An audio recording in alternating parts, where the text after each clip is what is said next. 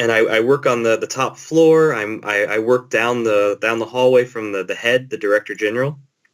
The director general is American, doesn't speak Korean at all. And so we naturally have an affiliation together where we can talk and hang out, and he's very comfortable with talking to me. But between him and I, there is a Korean hierarchy where his secretary is Korean and my two bosses, my supervisor and my deputy director general, are both Korean and very Confucian and very hierarchical. So, if I want to send a message to the director general, the head of the institute, I could just walk down the hall and say, "Hey, Jerome, I've got an update on the Norwegian meeting." "Okay, great." Or I could send an email to my supervisor, who will then send an email to my deputy director general, who will then ask me questions about it and go back and forth.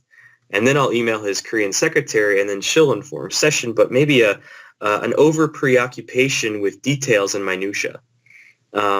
So let me give an example from today. So you guys earlier sent me a list of questions prior to the interview, the kind of questions you would ask.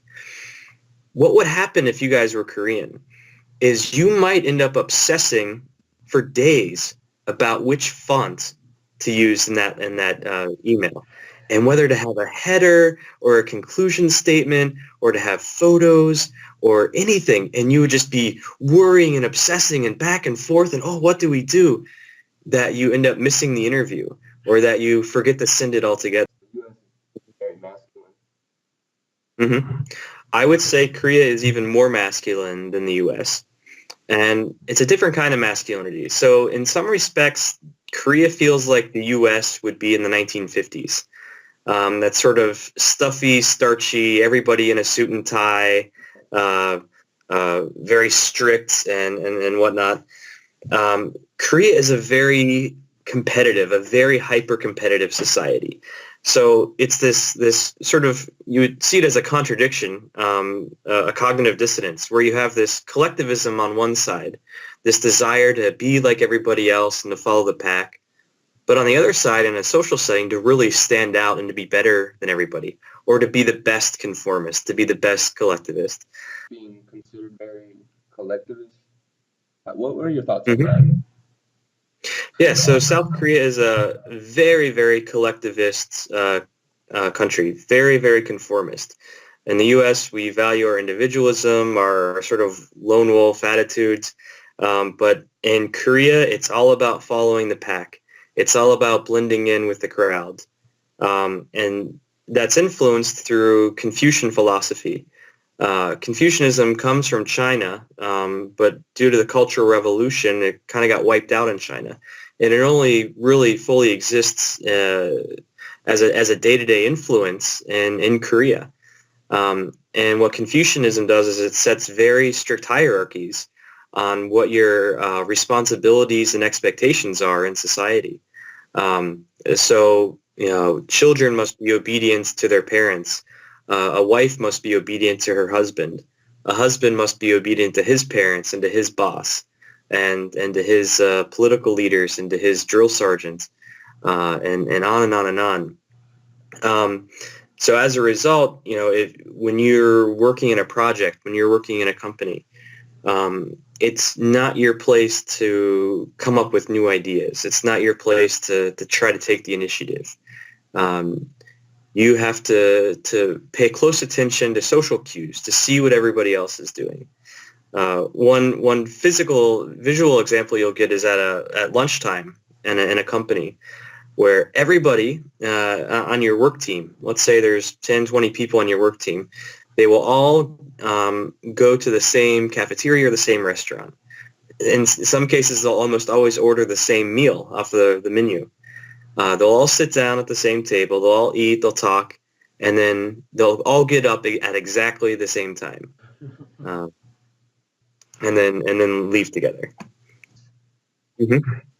Do they mainly decide on things at the moment, or do they invest in the future, like down the road?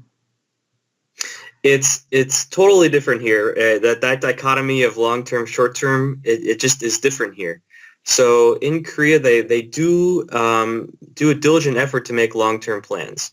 So you'll see in the Korean industry and the Korean government a particular focus on the fourth industrial revolution, where they're trying to plan out their economy and plan out their businesses for the future of automation and nanotechnology and green energy and what have you. And so they have plans in store. The Korean government has plans for reunification and how to manage a unified Korean peninsula. Time is not when work starts, but when work finishes. It's very common to work overtime in Korea, not out of necessity, but out of ritual and out of demonstration of loyalty to the company. Korea is known in the OECD, the developed countries of the world, as the hardest working but the least efficient country of all developed countries. And again, that has to do with the Confucianism aspect of the workplace, where let's say it's quitting time. Let's say it's 6 o'clock or 5 o'clock, whenever you're done. You'll want to get up to leave, but you don't want to be the first one to leave, because if you're the first one to leave, you'll be seen as the lone wolf, the renegade, not a team player. So you wait for your boss to leave. And when your boss leaves, then you can leave. But your boss's perspective, your boss has to be the noble leader. Your boss has to be stronger and better than everybody else. So the boss waits for everybody else to leave. So you have this one-upmanship between the workers and their manager, to where they'll never leave. They'll spend 12, 13 hours at their desk, from 6 to 9 p.m. doing nothing, playing on their phones, just looking at Facebook or whatever, just to show that they're dedicated, to show that they're occupying their desk and they're there. So that has a huge impact on work-life balance here.